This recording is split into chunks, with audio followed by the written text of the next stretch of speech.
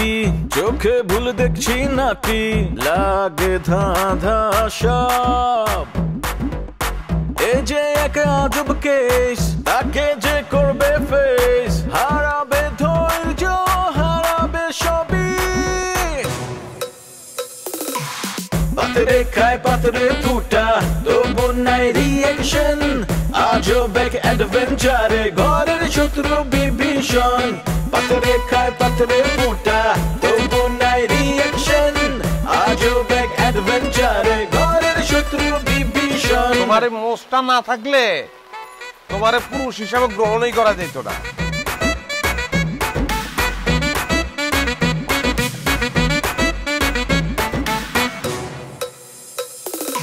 হুশ নাই তবু তার আওয়াজে বেহুশ পুরা দুনিয়া এই মুখের কথা কাইরা নেয় জাস্ট একটা থাবা দিয়া কিছু ঘটায় কিছু রটায় কিছু ঢাকে ছাই দিয়ায় অন্যের ঘরে দুঃখ দেখা পাগলায় হয় দরদিয়া কারো মনে শান্তি নাই আবার কাউরে কিলায় ভূতে শয়তান যখন লারে চারে গিদায় পান্তা ভাত রাজনীতির পলিটিক্স আর পলিটিক্সের রাজনীতি বিপদ আপদ দেখা কয় মামা নাই গা কোনো গতি পাতরে খায় পাতরে ফুটা তবু নাই রিয়েকশন আজব এক অ্যাডভেঞ্চারে ঘরের শত্রু বিভীষণ ঠিক এটা তো আসলে কষ্টের হ্যাঁ আসলে নেওয়াজ ভাই কিন্তু অনেকদিন যাবত নিখোঁজ তাই না মানে আমার কিন্তু এখন টেনশন হচ্ছে তুমি কালকে আমাকে যতটা আপন করে জান বলেছো বিশ্বাস করো আমার এই জীবন এতটা প্যাশনেটলি আমাকে কেউ জান বলে না আমার এই যাবৎকালীন যতগুলো প্রেমিক ছিল তার মধ্যে 3 জন ডাই হার্ট প্রেমিক ছিল তার মধ্যে আপনি আছেন আর আমি চাই এই 3 জনকে আমার বিয়ের সাক্ষী করতে আইডিয়াটা কেমন দেখেন আমার বন্ধুকে আপনি আবার ভুলিয়ে ভালিয়ে বিয়ের ব্যবস্থা করছেন না তো আপনি তো ভীষণ প্যাচাল্লা মানুষ হ্যাঁ আপনি বরং আপনার বন্ধুর সাথে কথা বলুন তাহলেই জানতে পারবেন যে এই সিদ্ধান্ত তার বরং নীলিমাই রাজি হচ্ছিল না অনেক কষ্ট করে বুঝিয়ে সুঝিয়ে ওকে রাজি করানো হয়েছে আই সি আচ্ছা নেওয়াজের ফ্যামিলি কি এটা মেনে নেবে আমার ধারণা মেনে নেবে না আরে ধারণা বাদ দিই আমি কনফার্ম যে ওদের ফ্যামিলি মেনে নেবে না আচ্ছা আমি তো দেখছি যে আপনি নেওয়াজকে ভালো করে ওর ফ্যামিলিতে আরো কেওয়াজ বাজাচ্ছে আমি কোথায় ঝামেলা বাঁধালাম আরে এতদিন বরং ওরা নেওয়াজ সাহেবকে পাগল বানিয়ে কেওয়াজ করে রেখেছিল তার জীবনটা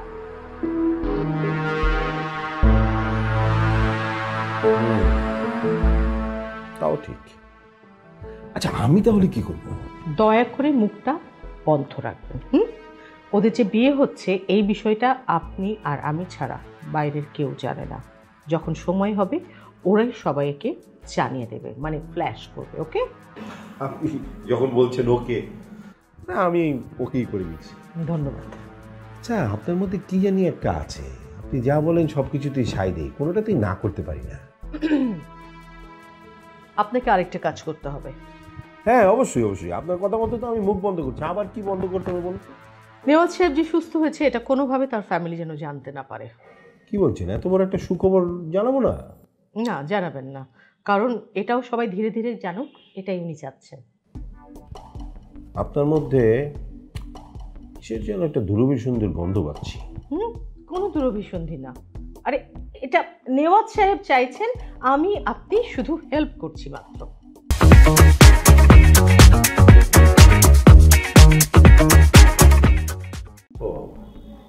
আচ্ছা জানেন আমি না কিছুই বুঝতে পারছি না আমার ভূমিকাটা কি হবে নীরব দর্শকের ভূমিকা নীরব দর্শকের ভূমিকা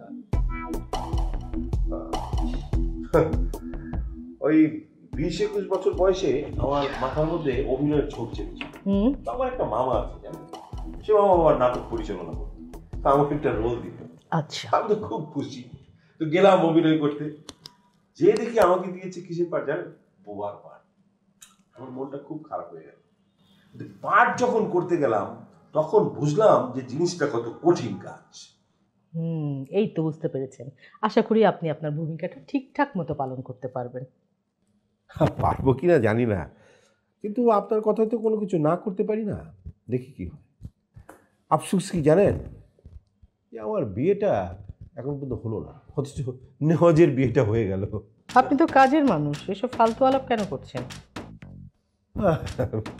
তা অবশ্য ঠিক। আমার মনে হয় কি এখন আমার নেওয়াজের সাথে একটু দেখা করা উচিত। অবশ্যই, এই যে একটা কাজের কথা বলেছেন, এতক্ষণ ধরে আপনার বন্ধুকে নিয়ে আমরা আলাপ করছি, অথচ তার সাথেই আপনার দেখা করিয়ে দিচ্ছি না। তার সাথে দেখা করানো জরুরি।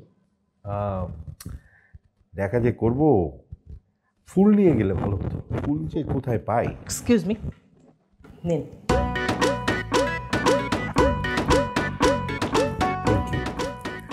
জানেন, ওই ছোটবেলায় ফোন করেছিলাম, মানে যে মেয়ে আমাকে প্রথম ফুল দিবে তাকেই বিয়ে করবো, কিন্তু আজ অবধি কেউ আমাকে ফুল দেয়। আপনি আমার সাথে এসব ঢং করবেন না।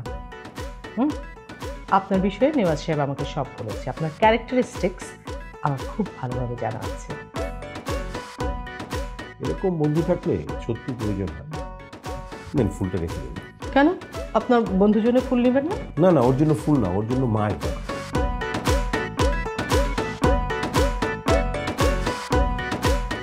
যাবো? প্লিজ চলুন।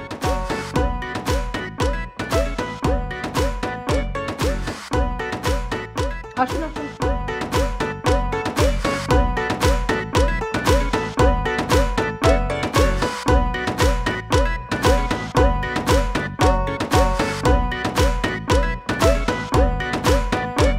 কি ব্যাপার, আপনাকে তো চিনলাম না, আপনি কে? আমি একজনকে খুঁজতে আসছি। খুঁজতে আসছেন মানে? এ বাড়িটা কি নিখোঁজ মানুষের খোঁজার জায়গা? আমি একজনের কাছ থেকে জানতে পেরেছি আমার আব্বাকে এখানে আটকে রাখা হয়েছে। আপনার আব্বা? কে আপনার আব্বা? আমার আব্বা এখানেই আছে, এখানে আটকে রাখা হয়েছে। কিন্তু সে কে? আমার আব্বা হাশেম মিয়া, উনি কিছুদিন যাবত নিখোঁজ আছেন। আমি এখানে ওনাকে খুঁজতে আসছি, আমি ওনাকে নিয়ে যাব। ফাইজলামি করেন না, নিজেদের নিখোঁজ মানুষই খুঁজে পাই না, আপনি আসেন আপনার নিখোঁজ মানুষ খুঁজতে না? আচ্ছা, কে হাশেম মিয়া? কে? ছবি এনেছেন দেখি তো। আমার মোবাইলে ছবি আছে, দেখান।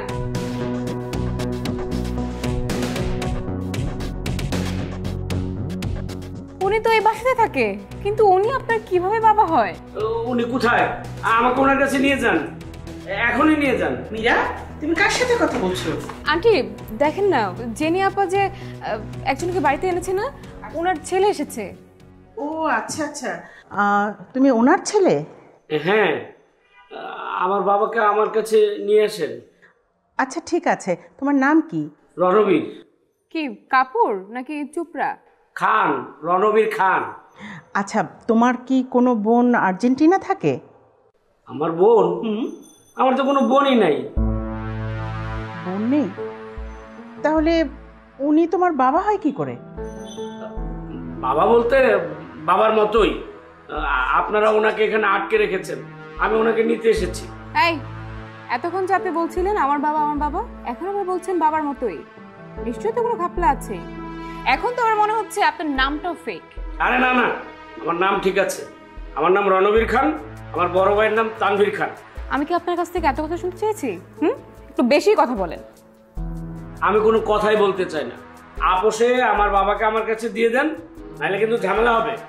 আচ্ছা আচ্ছা ঠিক আছে, উনি যদি তোমার বাবা হয় তাহলে তো ঠিক আছে, আর যদি উনি বাবা না হন তাহলে সারাক্ষণ আমার আব্বা এসব কেন বলছো? উনি আমার বাবা না হলেও আমার বাবার মতোই। আমি ওনাকে নিয়ে যেতে এসেছি, আপনারা ওনাকে এখনই আমার কাছে এনে দেন। আমি ওনাকে নিয়ে চলে যাব। আচ্ছা দেখো বাবা, আমরা তো তোমার বাবাকে আটকে রাখিনি, ঠিক তো? ঠিক আছে, তুমি বসো, আমি জেনিকে জিজ্ঞেস করে আসছি। জেনিকে? আমি ওসব জেনি টেনি চিনি না, তাড়াতাড়ি আমার বাবাকে নিয়ে আসি। চুপ করে বসেন, কথা বলেন কেন? হ্যাঁ, বেশি কথা বলেন। চলেন আন্টি।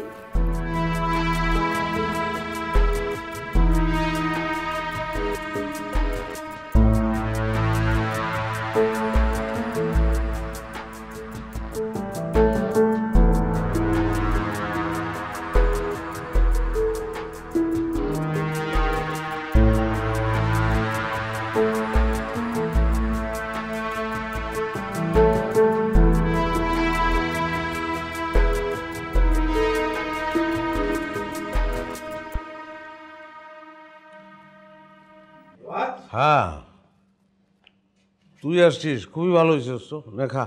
না না, খাবো না। আমার 12টা বাজিয়ে রেখেছিস, এখন বলছিস ভালো হয়েছে, তোর জন্য ভালো কি করবো? আমি কি করলাম? তুই কি করেছিস? তুই তোর ডাক্তারের কাছে আমার ক্যারেক্টার ফালুদা বানিয়ে দিয়েছিস। বুঝছো, পাগল অবস্থায় কি করছি না করছি সেগুলো মনে রাখিস না, ক্ষমা করে দে।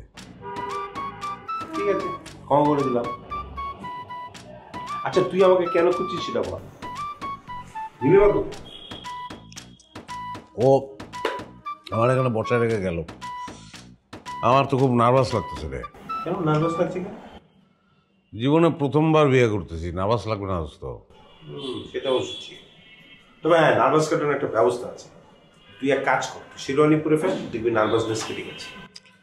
আরে না না, এর মধ্যে আবার শেরওয়ানির দরকার কি? আর শেরওয়ানি পাওয়াও তো যাবে না। কেন কেন দরকার নেই? হ্যাঁ, জীবনের প্রথম বিয়ে করবি, শেরওয়ানি পরবি না তা তো হয় না। হ্যাঁ, শেরওয়ানি পরতেই হবে। আর শোন, তোর বন্ধু আছে না, শেরওয়ানির ব্যবস্থা হয়ে গেছে, আমি অর্ডার দিয়ে দিয়েছি। গরমের মধ্যে শেরওয়ানি কোনো অনুষ্ঠান হইতেছে না, কি দরকার? আরে বাবা, অনুষ্ঠান হচ্ছে না কি স্মৃতি থাকবে। আর শোন, একটা কথা মনে রাখবি, বিয়ের দিন ছেলেকে এত কথা বলতে হয় না। তুই এত কিছু জানোস কিভাবে? আগে 2-4টা বিয়ে করছিলেন কি? সেটা যদি কপালে থাকতো তাহলে তো ভালোই হতো। যাও একটু তোর ডাক্তারের সাথে মানে একটু চেষ্টা করতেছিলাম, সেটাও তো দিনই নষ্ট। হ্যাঁ, ডাক্তার মিলি কিন্তু খুব ভালো মানুষ, খুব দুঃখী মেয়ে। বিয়ে করতে চাইলে প্রেম ট্রেম করিস না। আমি অনেক প্রেম করছি, প্রেম করলে শালা বিয়ে হয় না। এখন তো শালা বিয়ে করছিস। নওয়াজ সাহেব, এই যে দেখুন আপনার বউ, কেমন লাগছে বলুন? আপনি এদিকে আসুন, ওকে ওখানে বসতে দিন। বসুন। আপনি বসুন না। ঠিক আছে ঠিক আছে, ধন্যবাদ। কেমন লাগছে বউকে? আমার কাছে তো খুব নাকটা বোচা মনে হচ্ছে। কি বলছিস? ও তো দেখতে মাশাআল্লাহ খুব সুন্দর। হ্যাঁ, আর নাক পোচা কোথায়, কত লম্বা না, তাই না? নওয়াজ সাহেব মানুষটাই এরকম, হ্যাঁ, অন্যকে পচিয়ে মজা পান এবং মজা দেবার চেষ্টা করেন। কিন্তু আপনাকে না একটা কাজ দিয়েছিলাম, সেই কাজটার কি হলো? শিরোনি আসছে, আমি কল করে দিয়েছি। আচ্ছা, ওকে তো এখনো সুস্থ মনে হচ্ছে না। উনি একদম সুস্থ। আচ্ছা, আপনার বন্ধু, আপনি তাকে চিনেন না? আর আসছে মানে কি, ওদিকে তো কাজী সাহেব চলে এসেছে। তাই নাকি? আমি দেখছি। আচ্ছা, আমিও দেখছি। হ্যাঁ, আপনার বসেন। এই যে শুনুন,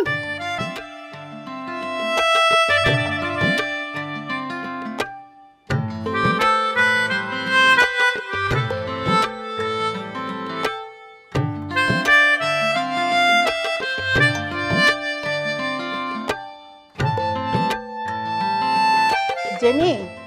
হ্যাঁ খালামণি? তোর কাছে একটা ছেলে এসেছে। পাভেল, প্লিজ ওকে চলে যেতে বলো। না না, পাভেল না, ওর নাম রণবীর। রণবীর? এই নামে আমি কাউকে চিনি না। আমিও চিনি না, কিন্তু ও বললো ওই যে তোর বান্ধবীর বাবা যে, ওনাকে উনি চেনে, আর সে বলতেছে সে নাকি তার বাবা। কি বলো? প্রমাণ কি? প্রমাণ দেখলেই হবে, আর সে ছবি এনেছে। খালামণি, ওকে চলে যেতে বলো, আমার এইসব লোকের সাথে কথা বলতে ভালো লাগে না। আমিও তাকে বোঝাতে চেষ্টা করেছিলাম, কিন্তু সে নাছোড়বান্দা, তোর সাথে কথা বলবে, তোর সাথে দেখা না করে যাবে না। কি চায় উনি? চায়টা কি? উনি চায় ওই ভদ্রলোককে, মানে হাসিম সাহেবকে নিয়ে যেতে, ওনাকে দিয়ে দিলে আর কোনো ঝামেলা করবে না। খালামণি, তাকে দেওয়া সম্ভব না। উনি অসুস্থ, উনি আমার এখানে এসেছেন, উনি এখানেই থাকবেন। তুমি গিয়ে ওনাকে চলে যেতে বলো। আমি তো বলেছি, তুই যা না, একটু কথা বলে দেখ। তুমি যাবো আমার সাথে?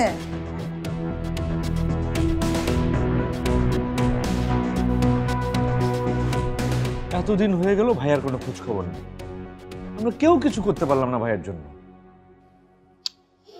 আমিও তো চেষ্টার কোনো ত্রুটি করছি না। কি মীরা, তুমি দেখছো না?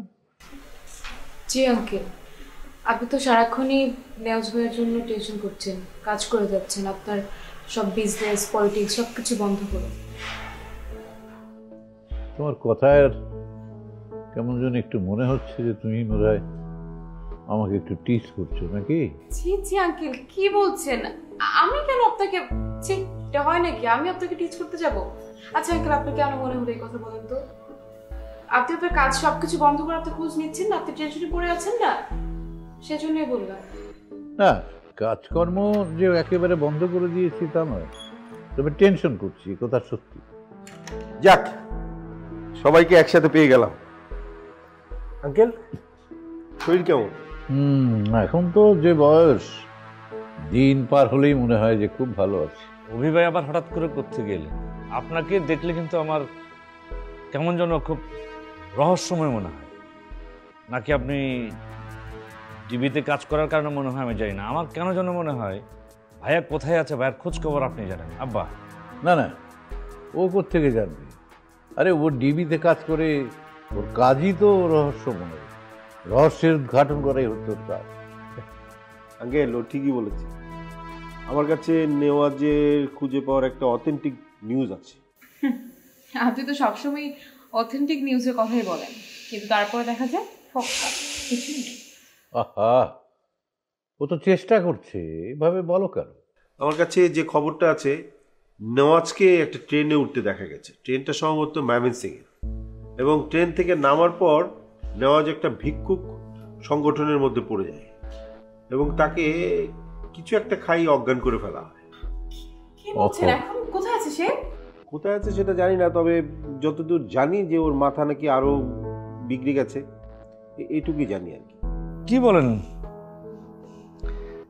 যারা ভাইয়াকে নিয়ে সব ছিনিমিনি খেলতেছে, আমি যে হাতের কাছে পাই আমি একটাকে ছাড়বো না, উচিত শিক্ষা দিচ্ছি। আঙ্কেল, আমার তো খুব কান্না পাচ্ছে আঙ্কেল। কাঁদো, কান্না পেলে কাঁদো, কিন্তু এরকম পাবলিকলি না কেঁদে তোমার ঘরে বসে কাঁদো। যাও।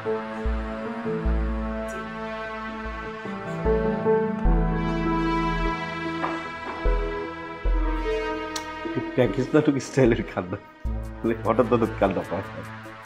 জাগে বাবা, তোমাকে বলি, তুমি যেভাবেই হোক আমার নেওয়াজকে আমার কাছে এনে দাও। জি আঙ্কেল, চিন্তা করবেন না, যেভাবে হোক আমরা খুঁজে বের করব, প্লিজ। আচ্ছা, আমরা একটা কাজ করতে পারি না? আমরা যদি, আপনি যে তথ্যটা দিলেন যে ট্রেন ময়মনসিংহ, আমরা যদি ওই জায়গাটাতে যদি আমরা চলে যাই।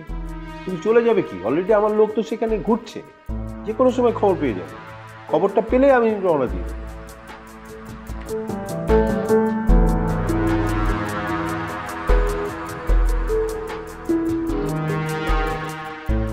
তো নওয়াজ, এখন তুমি কেমন বোধ করছো? ভালো, মানে সব দিক থেকেই ভালো। থ্যাঙ্কস, থ্যাঙ্কস তো এটা যথেষ্ট না।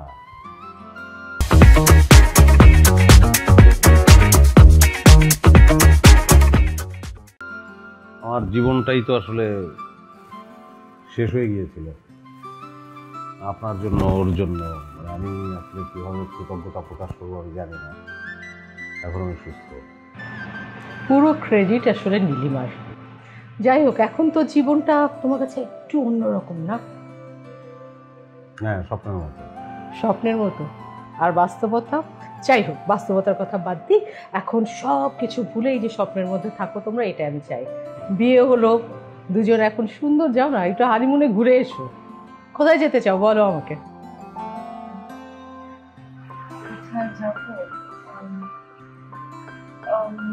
নোয়াখালী যেতে চাই। নোয়াখালী কেন? আসলে আমার ছোটবেলাটা ওখানে কেটেছে তো। বাবু, এরপরে তুমি অনেকবার যেতে পারবে বর নিয়ে, কিন্তু হানিমুনে যাবে সেটার জন্য নোয়াখালী কেন? পরে যেও। শ্রীলঙ্কা বা মালদ্বীপ হলে কেমন হয়? না, এখন তো টাকা নেই। টাকা নিয়ে তোমাকে কেউ ভাবতে বলেনি, ঠিক আছে? তুমি শুধু পছন্দের জায়গাটা বলো প্লিজ। মালদ্বীপ? মালদ্বীপ, ওকে, মালদ্বীপ। তাহলে মালদ্বীপে, আচ্ছা কবে নাগাদ যেতে চাও বলো তো? বলো। কবে গেলে ভালো হয়? কবে কবে বলো বলো বলো, তাড়াতাড়ি টিকিটটা দেখে ফেলি, বলো। পরশু। পরশু flight ticket fortunate girl ticket আছে। এবার তাহলে আমি বুকিং দিয়ে তোমাকে হোয়াটসঅ্যাপ করে দেবো, ঠিক আছে টিকিটটা? ওকে, তারপরে হোটেল আমি দেখব, আমি তোমাদেরকে হোটেল রিজার্ভ। আমি সরি, আমার বোধহয় আর একটু আগেই বলা উচিত ছিল। মানে আমার নিজের কাছেও মনে হচ্ছিল যে মালদ্বীপ এত সুন্দর জায়গা, যাওয়াটাই তো উচিত হবে, কিন্তু আমি এখন যাব না আসলে, মানে আমরা যাব না। কেন, কোনো সমস্যা? সমস্যা বলতে যে আমি যে সুস্থ হয়ে গেছি সেটা সবাইকে আমি জানাতে চাচ্ছি না। আমি এখান থেকে বাড়িতে যাব। এতদিন তো আমি পাগল ছিলাম, কিন্তু এখন পাগল সেজে আমি বাড়িতে ঢুকবো। কেন? কারণ আমি এতদিন পাগল হয়ে আমার পরিবারের সদস্যদের দেখেছি, আমার কিছুই দেখা হয় নাই যে আমাকে, আমার প্রতি তাদের দৃষ্টিটা কেমন ছিল। পাগল সেজে আমি সেটা দেখব, বুঝতে পারবো আমার প্রতি তাদের দৃষ্টিটা কেমন ছিল। আর আব্বা এতদিন আমাকে নিয়ে খেলছে, আমি একটু আব্বাকে নিয়ে এখন খেলছি।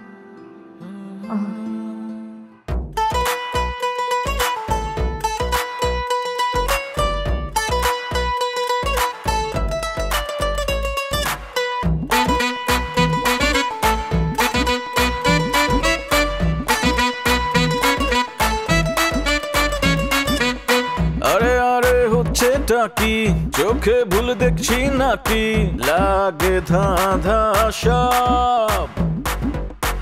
এ যে এক আজব কেস, তাকে যে করবে ফেস, হারাবে ধৈর্য, হারাবে সবই। পাথরে খায় পাথরে ফুটা, তবু নাই রিয়াকশন। আজব এক অ্যাডভেঞ্চারে ঘরের শত্রু বিভীষণ।